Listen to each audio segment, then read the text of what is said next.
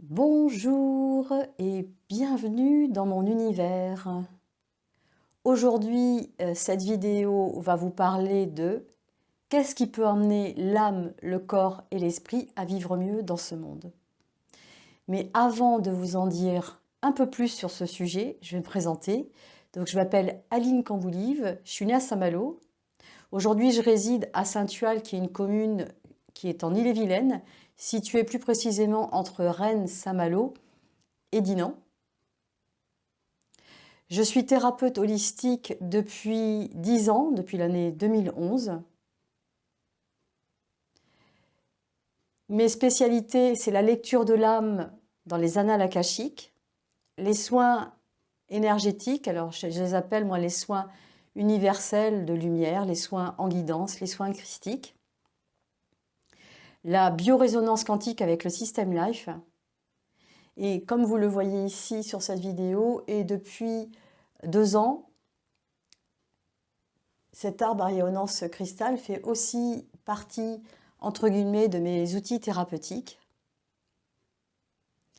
Et s'en est suivi depuis l'année 2019-2020, ce petit arbre à rayonnance cristal.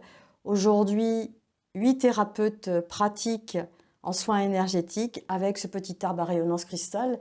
Ces 2 arbres de vie sont tous les 2 des véhicules de lumière qui permettent d'ouvrir le cœur, la conscience, de réaligner nos corps d'énergie, de se centrer, de se réancrer, ou éventuellement, pour ceux qui sont plus sensibles, de percevoir subtilement d'autres mondes. Je vais pouvoir commencer cette discussion ouverte. Donc, qu'est-ce qui peut emmener l'âme, le corps et l'esprit à vivre mieux dans ce monde ? J'ai fait plusieurs constats depuis 10 ans que j'accueille des personnes dans mon cabinet de soins. J'ai constaté que les personnes qui venaient consulter pour une lecture de l'âme venaient très souvent avec ce questionnement. Quelle est ma place ? Quelle est ma place dans ce monde ? Quel est mon chemin de vie ? Quelle est ma mission de vie ? En disant que les personnes qui venaient consulter pour une lecture de l'âme dans les annales akashiques étaient soit en transition, ce que j'appelle en transition entre 2 mondes, entre leur vie matérielle, le travail, le stress, la famille, les enfants, et puis un changement de chemin, comme une espèce de reconversion, comme un appel, parfois aussi très fort, à ce que leur âme vive autre chose et fasse autre chose, ou incarne autre chose. Et ces personnes, elles ne sont pas bien dans tout leur être, elles ne sont pas bien dans leur peau, entre guillemets, parce que justement, il y a cette transition, parce qu'elles sont en train doucement d'entendre leur âme, d'entendre leur cœur qui leur parle et qui les appelle à aller sur une autre direction. Très souvent, les personnes que j'ai reçues étaient en dépression ou en burn-out, ou avaient une espèce de vague à l'âme, de nostalgie, je dirais même de manque. Et en tant que thérapeute et en tant qu'être humain, je me suis aussi posé la question, qu'est-ce que c'est réellement que ce manque ? Alors au démarrage, moi je pensais que une fois que nos âmes avaient atteint leur mission de vie, ben voilà, le bonheur s'installait et puis tout allait bien. Et finalement, je me suis rendu compte que même lorsque notre âme atteint un certain but, il y a toujours ce manque qui est là. Et j'ai creusé, j'ai cherché, quel est ce manque ? Parce que moi aussi, je l'ai vécu, je vois que des personnes aussi très spirituelles le vivent aussi et se posent cette question. Ben oui, je suis sur le bon chemin. Et finalement, j'ai toujours, au fond de moi, un espèce de manque que j'arrive pas à expliquer. Et en cheminant depuis 10 ans, et ayant rencontré un maître spirituel qui s'appelle Paramahansa Sri Swami Vishwananda, j'ai compris que, en fait, notre âme, elle est en manque de divin, elle est en manque de Dieu. Notre âme est éternelle et il y a très très longtemps, à l'origine même du monde, nos âmes étaient reliées à Dieu, étaient reliées au divin, beaucoup plus qu'aujourd'hui. Au fur et à mesure des cycles du monde, l'être humain a perdu sa connexion intérieure et profonde avec le divin et avec Dieu. Et c'est ce qui fait, en partie, que nous ne sommes pas heureux dans ce monde. Parce que nous sommes tous appelés, un jour ou l'autre, à n'importe quel âge, à remplir cette première mission de vie qui est retrouver le divin en nous, parce que c'est à l'intérieur et dans notre cœur que se trouve le divin, et ne plus aller le chercher sur l'extérieur, par exemple. Mais retrouver cette connexion profonde intérieure, cette connexion de cœur avec Dieu et avec le divin. Notre plus grand mal-être, c'est bien celui-ci. Et quoi que nous fassions, quoi que nous pensions, quoi que nous disions, nous revenons de vie en vie avec cette seule et même volonté de l'âme, retrouver Dieu.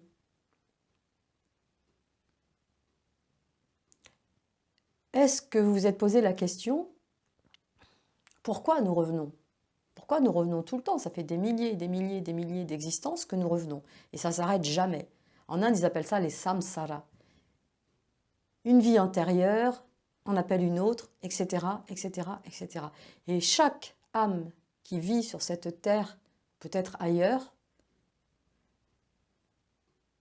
son premier but, sa première mission, c'est de retrouver Dieu en elle et de réaliser Dieu. Réaliser le véritable soi, c'est retrouver son âme, ce lien avec son âme. Réaliser Dieu, c'est retrouver Dieu, être en réalisation profonde avec Dieu, comme par exemple tous les avatars, comme par exemple Jésus, Babaji, Sri Swami Vishwananda, c'est des êtres réalisés. Mère Mera, Ama, c'est des êtres qui sont réalisés en Dieu. C'est déjà, vous voyez, une première chose. Après, c'est vrai que nous avons une autre mission de vie. Mais cette autre mission de vie va nous amener forcément à réaliser le divin dans cette vie ou dans d'autres. Dans cette vie, je l'espère, profondément pour chacun d'entre nous, mais peut-être dans d'autres, pour d'autres. Et même les pires des humains sur cette terre ou ailleurs arriveront un jour à retrouver le divin en eux. Je ne sais pas quand, ni comment, mais c'est leur but aussi. Alors, d'autres sont plus proches du but que d'autres, etc., etc., mais c'est ça le but premier. Après, le second but, écoutez, les personnes en consultation viennent aussi essayer de comprendre voilà, qu'est-ce qu'ils font dans cette incarnation, quel est ce but, quel est ce chemin. Et pour ça, nous devons passer parfois des cycles de vie, des cycles d'expérience, à tâtonner, à chercher, à entendre cet appel de l'âme qui nous appelle et qui nous impulse vers cette direction. Les autres constats, c'est, on va passer au niveau du corps, puis après je passerai au niveau du mental. Alors volontairement, j'ai dissocié âme, corps et esprit, alors que nous sommes cet être-là. L'essence même de notre être, c'est une âme qui est incarnée dans un corps limité, avec un esprit limité, mais je pense et j'espère que ça changera certainement un jour, puisque tout change, notre monde change, notre terre change. Nous, les êtres humains, nous sommes appelés à réaliser cette divinité, ce divin que nous avons en nous. L'autre constat au niveau du corps, c'est que le corps, comme vous le savez peut-être, est le messager de l'âme. Si l'âme, elle, n'est pas totalement arrivée sur son chemin de vie, n'a pas entendu cet appel-là, forcément que le corps, qui est un véhicule aussi, c'est notre véhicule, n'est pas forcément bien.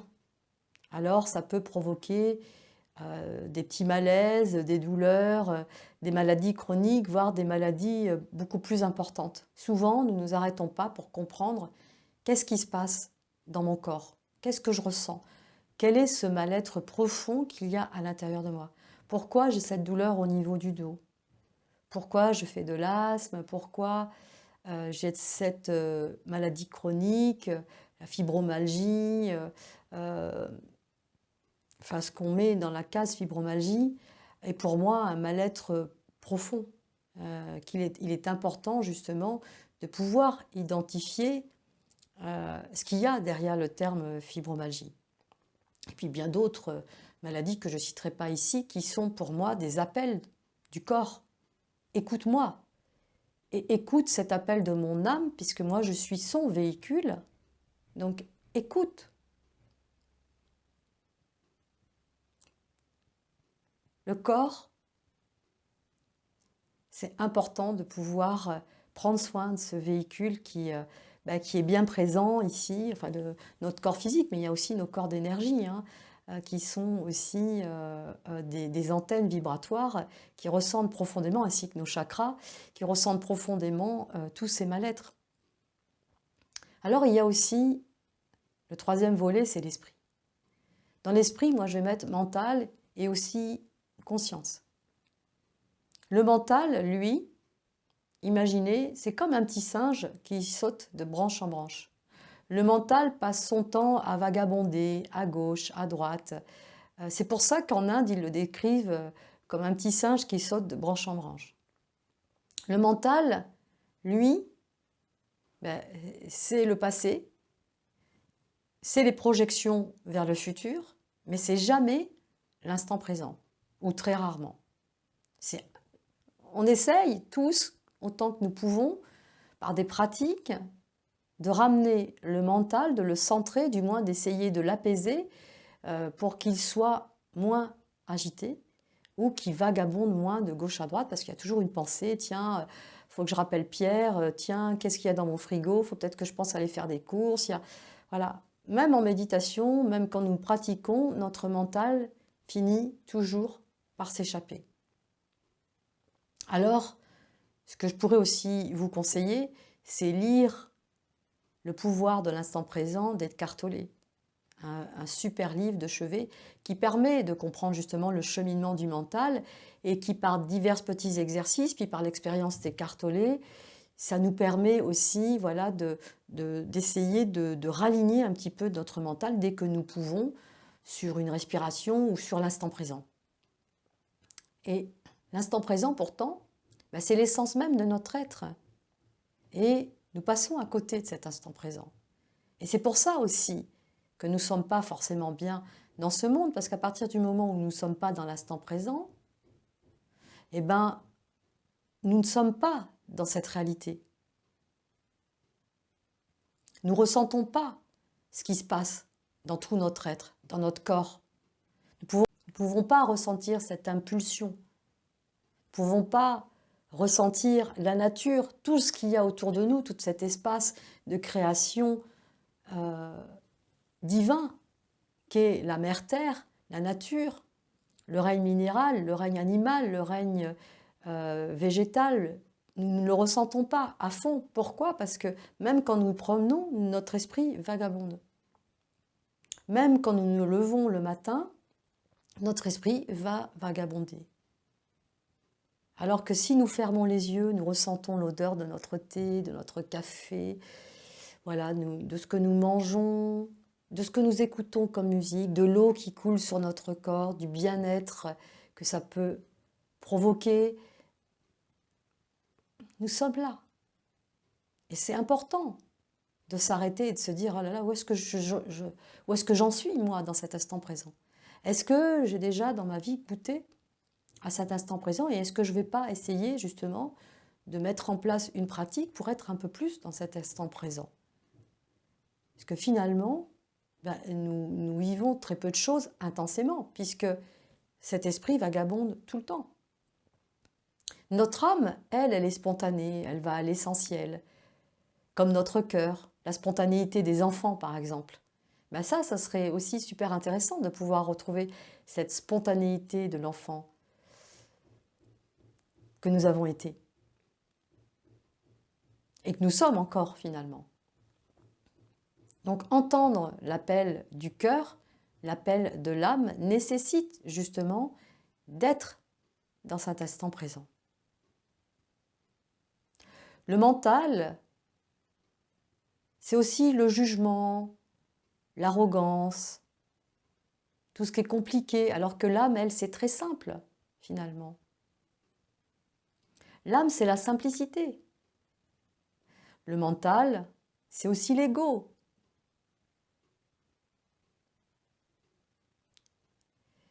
La fierté, l'orgueil.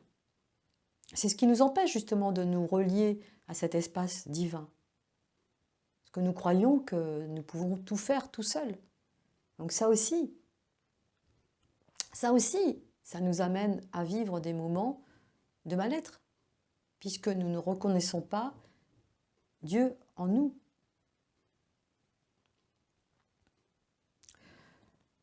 Tout ce que nous vivons en matière de doute, de peur, de crainte, d'insécurité, c'est le mental.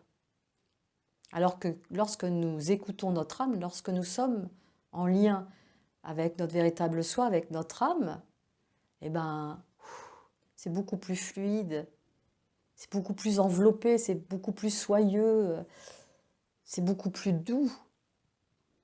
Parce que nous sommes dans cette réalité. Nous sommes dans cet espace-là, dans cet espace sacré qui nous guide intérieurement pour suivre du mieux possible notre chemin, avec l'aide évidemment aussi de guides qui sont au-dessus de nous et du divin qui met en place toutes les expériences nécessaires que finalement nous devons vivre pour évoluer, pour avancer. Les vies passées aussi ont un impact sur notre bien-être dans le monde, puisque nous revenons de vie en vie avec des habitudes, avec des croyances, avec des mémoires. Donc ça influe et ça impacte aussi selon ce que nous avons vécu, bien évidemment.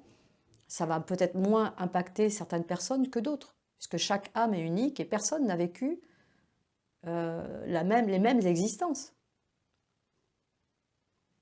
Donc oui, nos vies passées ont un impact et influencent notre vie présente et notre futur.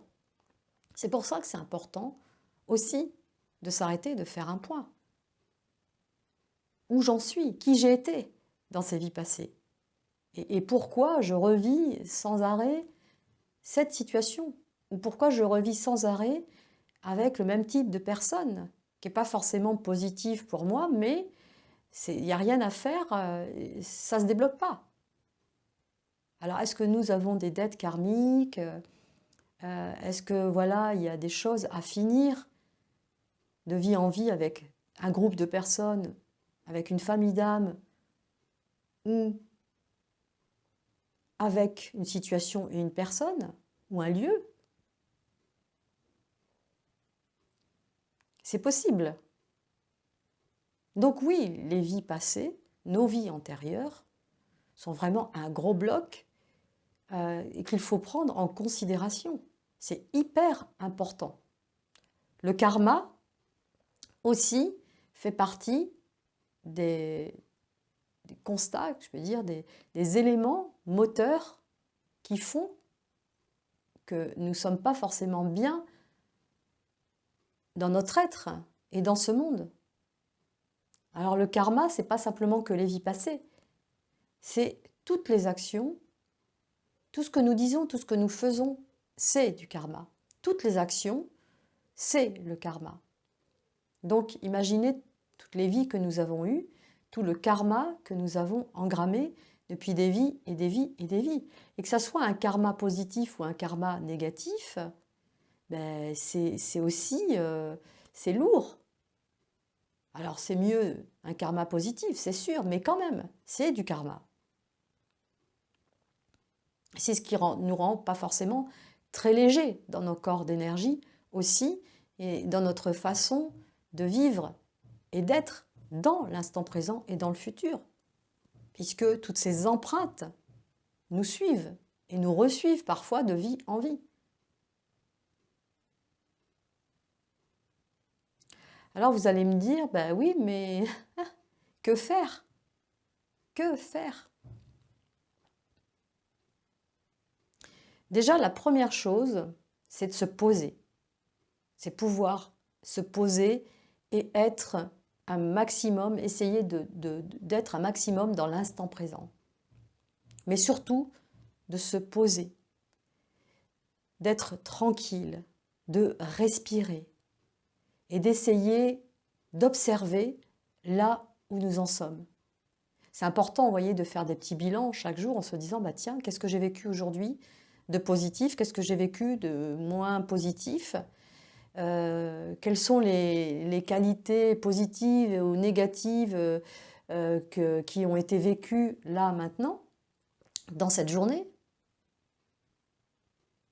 Quelles sont les contrariétés que j'ai eues, mais quelles sont les joies et les bonheurs que j'ai eus, parce que souvent, ça c'est encore une fois le mental, lui, va tout de suite se bloquer sur l'aspect négatif d'une journée que nous avons vécue. Lui, c'est d'abord la première chose qu'il va remarquer. Alors que ben, c'est important de se le dire, hein, c'est important d'être aussi honnête et sincère. Alors qu'à côté, dans votre journée, si vous regardez bien l'ensemble de votre journée, vous allez voir des moments positifs, des moments de joie, des moments où vous avez été bien, même si c'est quelques minutes.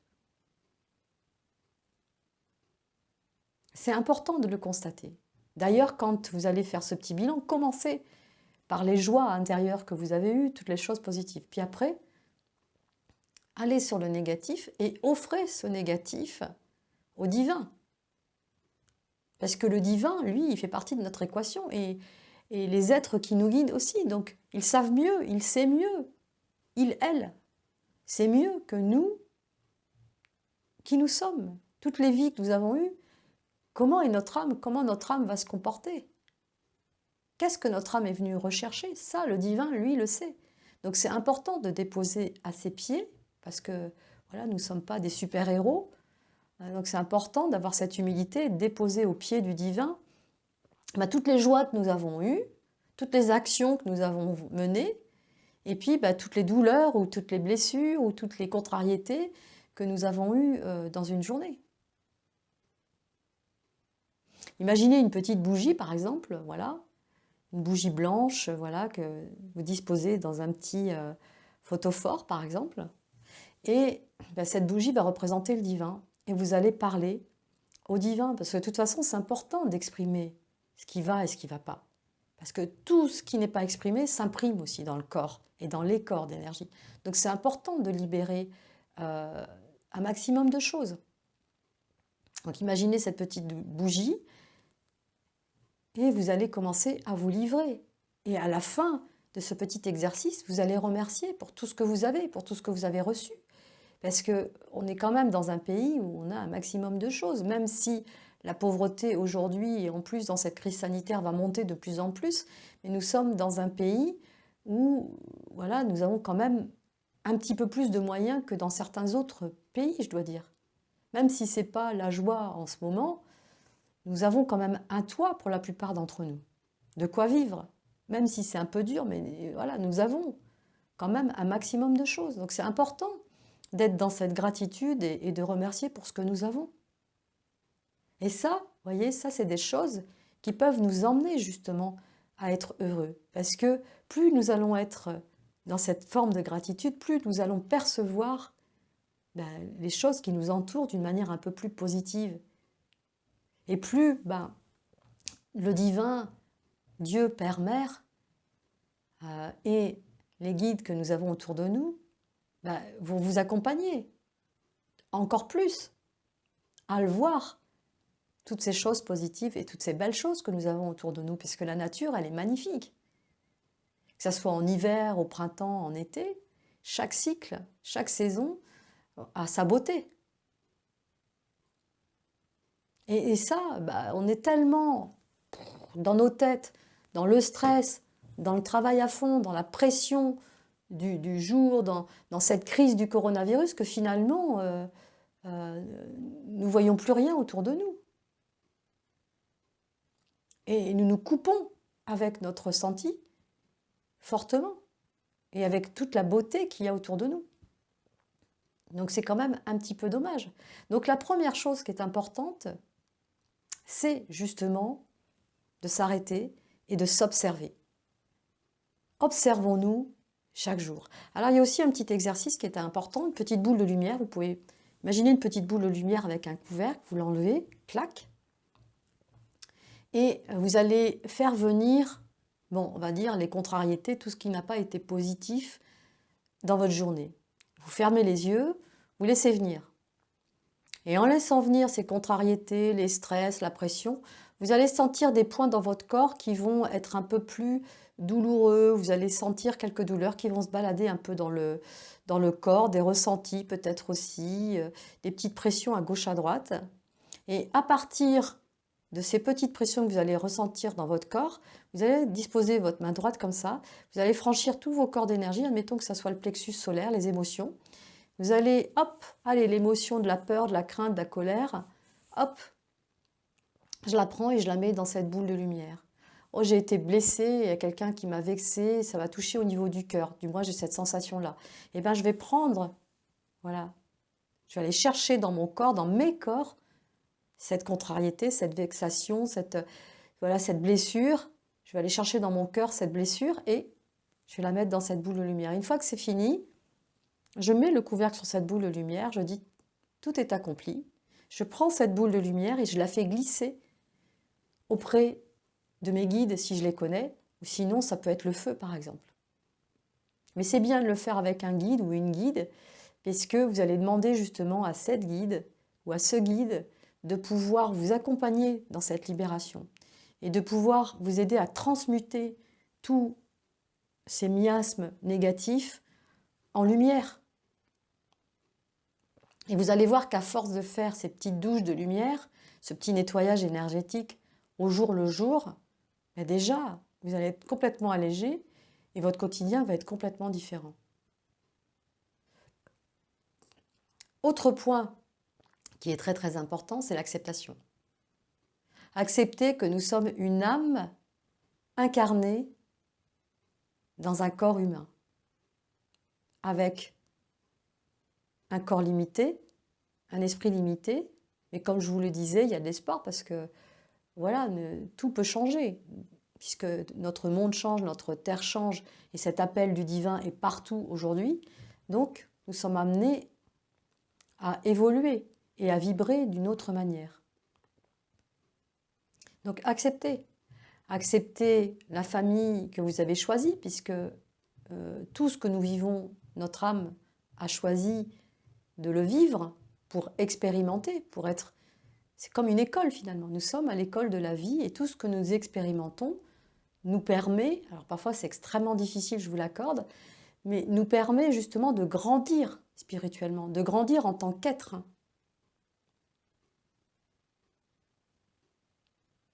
L'acceptation, pas forcément facile, plutôt un cheminement. L'acceptation, c'est un cheminement de tous les jours. Ça ne se fait pas comme ça en claquant des doigts, c'est vraiment un cheminement intérieur de tous les jours.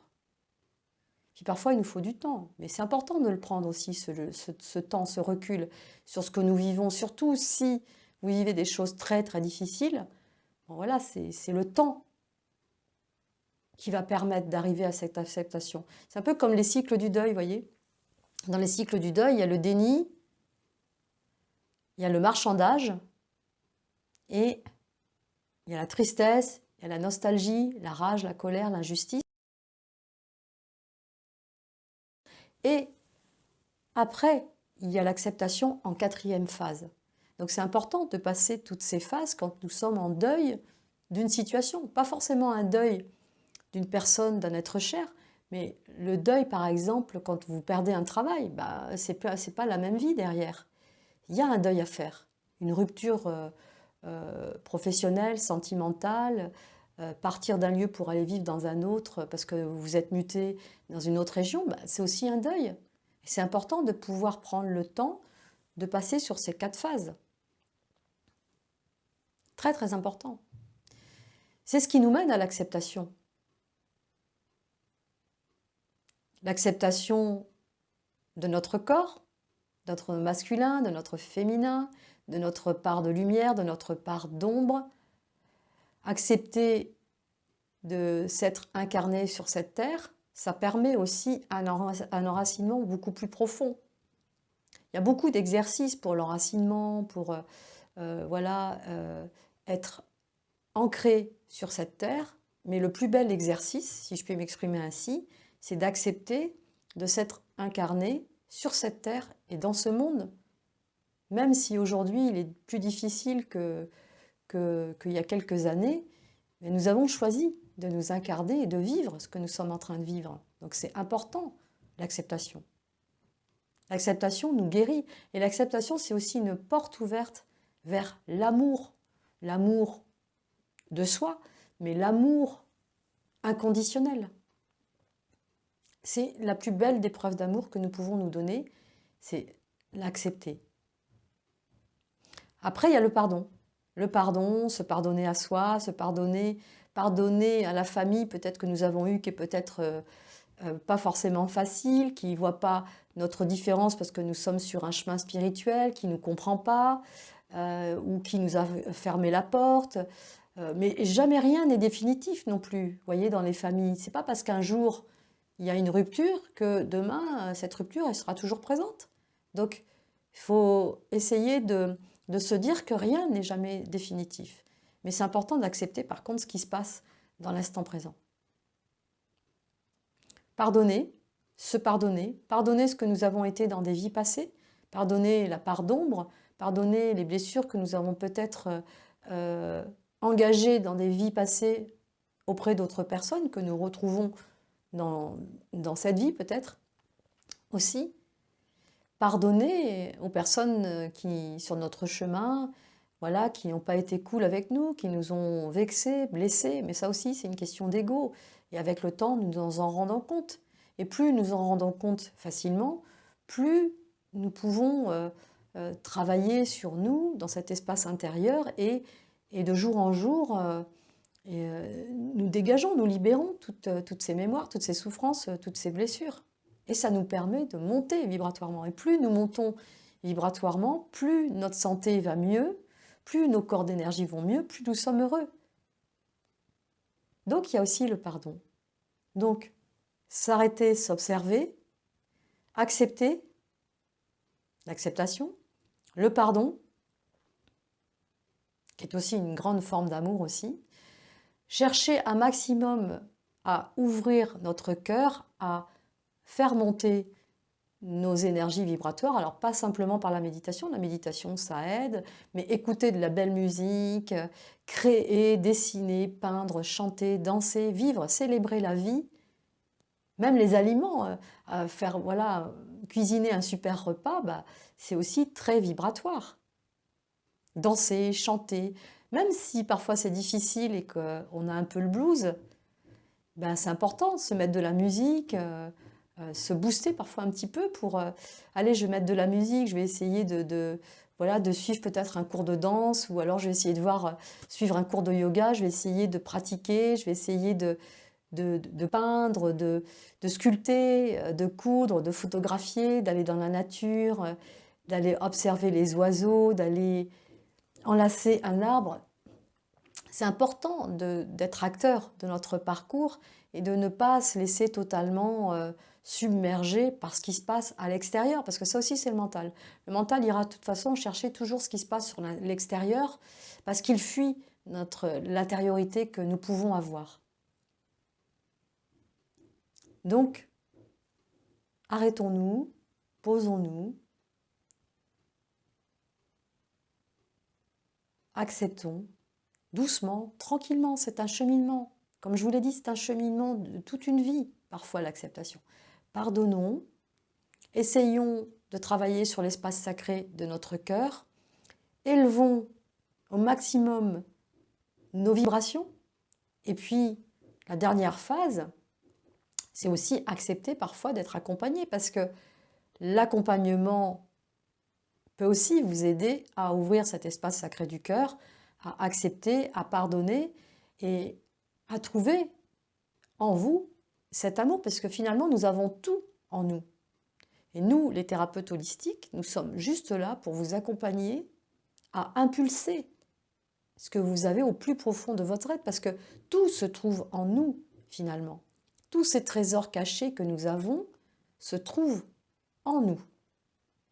Mais parfois, c'est important d'être accompagné. Donc, pour terminer cette discussion ouverte, une lecture de l'âme dans les annales akashiques, par exemple, peut vous aider à libérer des mémoires passées pour que vous soyez mieux dans votre présent et dans votre futur.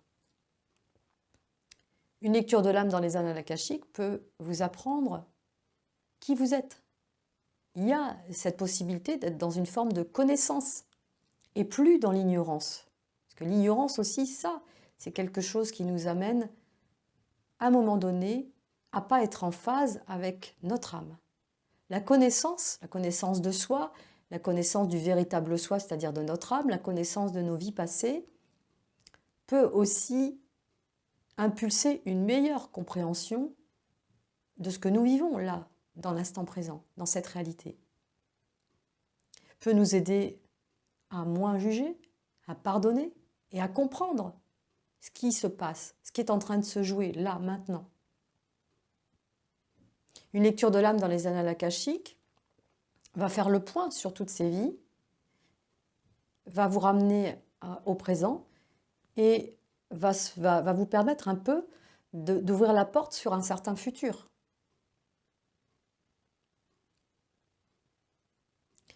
Pour ça, il y a une méthode.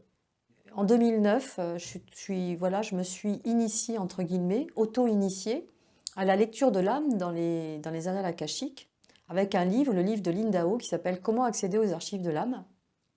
Et ce livre m'a appris ce que c'était que l'akasha. L'akasha, c'est un terme sanskrit. Ils le traduisent par une fine pellicule dans laquelle sont enregistrés, sont mémorisés tout ce que nos âmes ont vécu en tant qu'être, dit ou fait, toutes nos actions. Imaginez une grande bibliothèque dans laquelle sont mémorisées toutes nos actions en tant qu'âme. C'est ça l'akasha. Du moins, c'est une partie de l'akasha.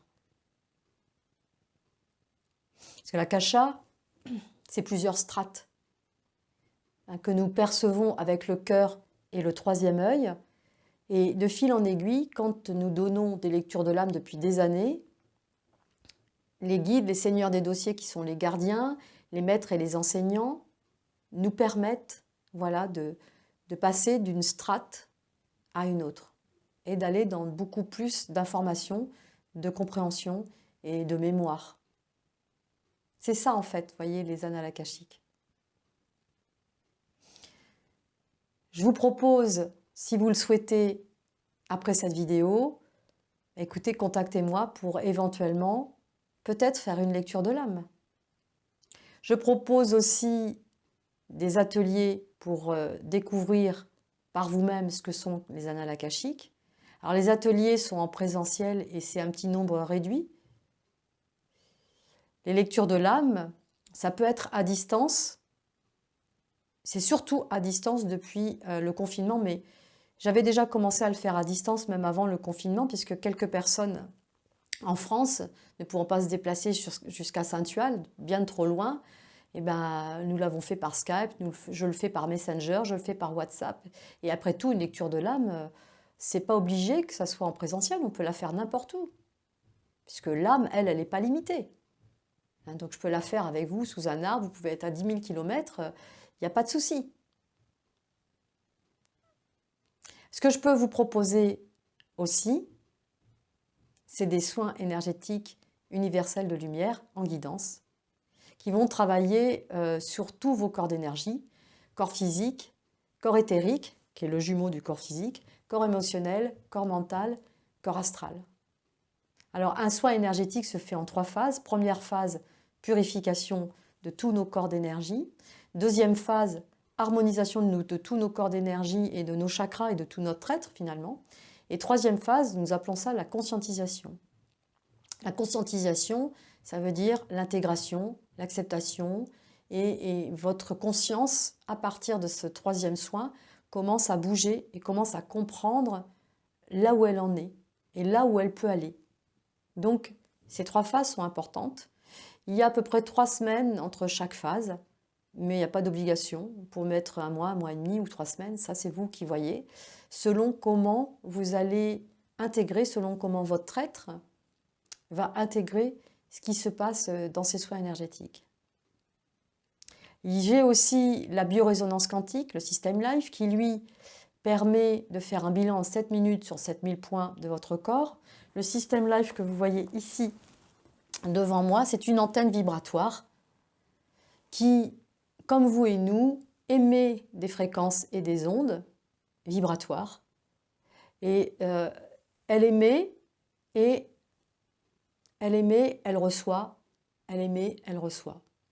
Donc le système Life, lui, va permettre, à partir de tous vos corps d'énergie, de tout votre être, de l'essence même de votre être, d'aller chercher tous les dysfonctionnements qu'il y a en vous, d'une manière holistique. Ça peut être le psychisme, ça peut être les organes, le métabolisme, les chakras, les méridiens, les stress émotionnels divers et variés, stress conflictuel, stress relationnel, stress émotionnel, stress aussi par chronologie, en passant des plus importants vers les moins importants, avec une harmonisation de tous vos corps d'énergie et la réinformation cellulaire et de la prévention.